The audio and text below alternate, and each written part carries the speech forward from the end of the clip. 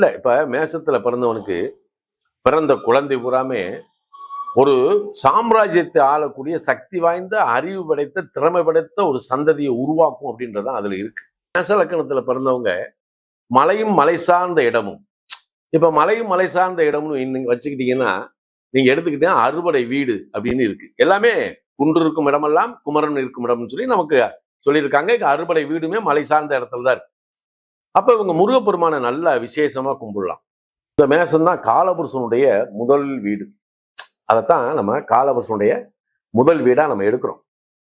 நம்ம எல்லா உயிரினங்களுக்கும் இதுதான் லக்கணமாவே வருது.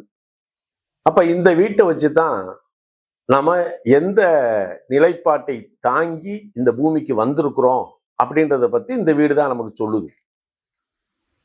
அதே இந்த வீடு ஒருத்தருக்கு லாபாதிபதியா வரலாம், ஒருத்தருக்கு 10 குடையவரா வரலாம், ஒருத்தருக்கு பஞ்சமாதிபதியா வரலாம், ஒருத்தருக்கு சுகஸ்தானாதிபதியா வரலாம்.